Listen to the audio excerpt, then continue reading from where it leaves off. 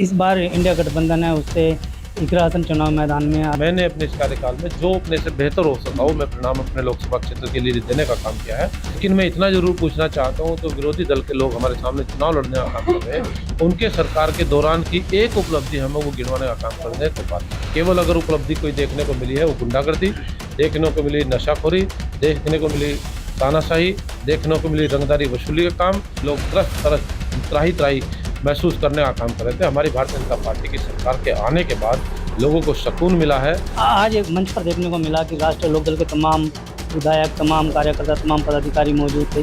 देखिएगा, समीकरण बहुत अच्छा बना हुआ है। पिछली बार हमारे विरोध में जो चुनाव लड़ने वाले लोग थे, समाजवादी भी, बसपा भी, आरएलडी भी, तीनों दल इकट्ठा होकर के चुनाव लड़े। पिछली बार पार्टी ने भरोसा किया है, उस उम्मीदवार को जिताने के लिए, हमें जिताने के लिए बहुत अच्छे से कार्यकर्तागण लगे हैं। डेवलपमेंट संबंधी जो विषय थे वो हम लोगों ने बहुत हद तक पूरे करने का प्रयास किया है।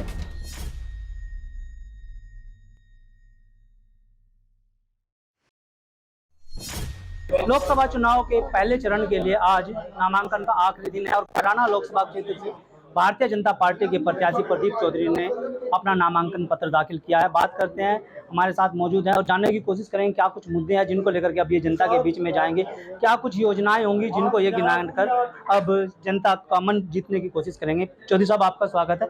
सबसे पहले अब आज आपने नामांकन किया है, क्या कुछ मन में?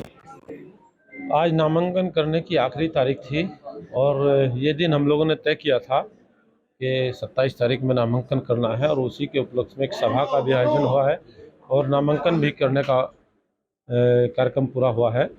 तो इस कार्यक्रम में हमारे उत्तर प्रदेश के डिप्टी सीएम ब्रजेश पाठक जी का आगमन होना था और वो आए और लोगों को संबोधित करने का काम किए और पार्टी का जो संदेश वो लेकर के आए थे वो उन्होंने कार्यकर्ताओं को बता दिया। और मैं समझता हूँ कि उनके बताने के बाद, उनके पार्टी के संदेश के बाद कार्यकर्ताओं के अंदर उत्साह है, ऊर्जा है, खूब जोश खरोश के साथ चुनाव में सभी कार्यकर्ता, सभी संयुक्त दल के लोग यानी कि आरएलडी के भी लोग, भारतीय जनता पार्टी के भी लोग, सभी बड़े उत्साहित तरीके से चुनाव में लगे हैं।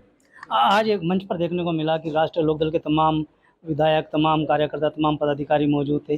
पंडाल में भी बड़ी संख्या में राष्ट्रीय लोकदल के कार्यकर्ता शामिल थे। क्या समीकरण क्या कुछ बनकर सामने आ रहे हैं? देखिएगा, समीकरण बहुत अच्छा बना हुआ है। पिछली बार हमारे विरोध में जो चुनाव लड़ने वाले लोग थे, समाजवादी भी, बसपा भी, आरएलडी भी, तीनों दल इकट्ठा होकर के चुनाव लड़ रहे थे। लेकिन उसके बावजूद भी भारतीय जनता पार्टी की कार्यकर्ताओं ने, भारतीय जनता पार्टी के साथियों ने बहुत अच्छा परिणाम 2019 में भी निकालने का काम किया था। लेकिन अब की बार तो उनकी स्थिति बहुत कमज़ोर है, पहले से भी बहुत पीछे हैं।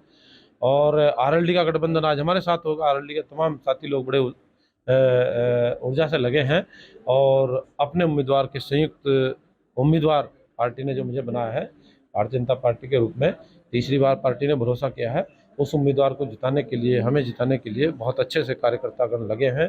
पूरी तन्मयता के साथ बेहतर परिणाम निकालने में कोई कमी कार्यकर्ता छोड़। मुद्दे क्या होंगे जिनको लेकर आप जनता के बीच? देखिएगा, जो मुद्दे, जो विषय, जो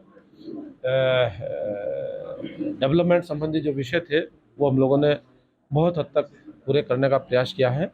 चाहे वो रेलवे के हों, चाहे वो सड़कों के हों, हाईवे के हों, प्रधानमंत्री ग्राम सड़क योजना की सड़कें बनाने को लेकर के हों, बिजली की व्यवस्था को ठीक करने के हों, और भाई इसके अलावा गांव में वाटर टैंक लगा करके प्रत्येक गांव में पानी की टंकी लगाने का काम किया जा रहा है।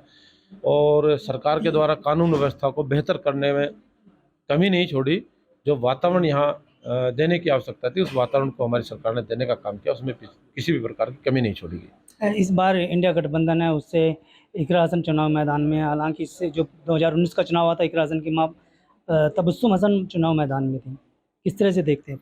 देखिएगा, हम लोग तो अपने कार्यकर्ताओं के बीच में जा रहे हैं, अपने साथियों के बीच में जा रहे हैं, जनता से अपील कर रहे हैं, ताऊ चाचा भाई नौजवान साथियों से अपील करने का काम कर रहे हैं, महिलाओं से अपील करने का काम कर रहे हैं, नौजवान से अपील करने का काम कर रहे हैं, किसी को भी हम लोग छोड़ नहीं रहे। और मैंने अपने इस कार्यकाल में जो अपने से बेहतर हो सका हो मैं परिणाम अपने लोकसभा क्षेत्र के लिए देने का काम किया है। और उसमें मैं अगर बताने का काम करूँ, बहुत बड़ी सूची, बहुत बड़ी लिस्ट हमारे पास ऐसी है जो हम अपने इस कार्यकाल में करने का काम किया है, अपनी सरकार के दौरान वो परिणाम निकालने का काम किया है।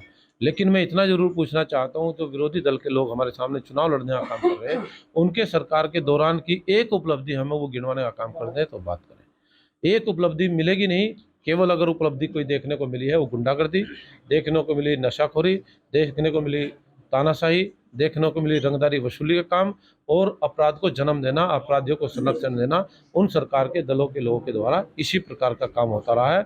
और इस प्रकार से लोग तंग हो गए थे, महिला भी तंग थी, किसान भी परेशान था, व्यापारी भी अपने पलायन को लेकर के विषय को उठाने का काम करता रहा है। बहुत बुरी तरीके से लोग त्राही महसूस करने का काम कर रहे थे। हमारी भारतीय जनता पार्टी की सरकार के आने के बाद लोगों को सुकून मिला है, लोगों को अच्छा आरामदायक तरीके से काम करने का अवसर मिला है, खुशनुमा माहौल में काम करने का अवसर मिला है, अच्छी सड़कें, अच्छी व्यवस्थाएं देखने को हमारी सरकार के दौरान मिली।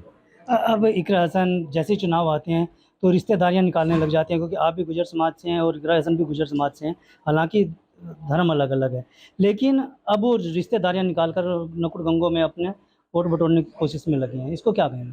ये सब अपना अपना फंडा है, वो किस एजेंडे पर काम कर रहे हैं, लेकिन हमारी भारतीय जनता पार्टी ने बिना किसी जाति धर्म बिरादरी के देखे काम किया है, सभी वर्गों के हित के लिए काम किया है और सभी वर्गों के भले के लिए आगे भी हमारी सरकार काम करेगी, ऐसा लक्ष्य लेकर के सरकार ने काम किया है।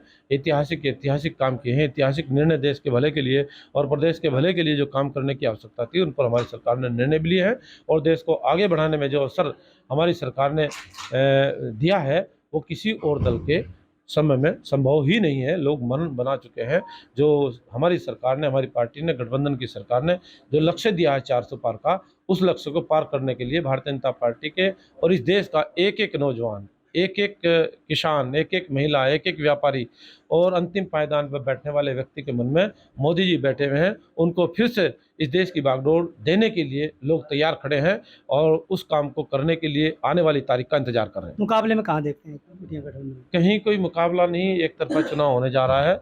किसी भी प्रकार का कोई भी संकट नहीं है, कोई समस्या नहीं है। कार्यकर्ताओं में ऊर्जा देखने को मिलती है, ये ऊर्जा ये संदेश देने का काम करती है हम लोग अपने चुनाव को तो किस ऊर्जा के साथ लड़ने का काम कर रहे हैं। बसपा प्रत्याशी को कहाँ देखते हैं इस चुनाव?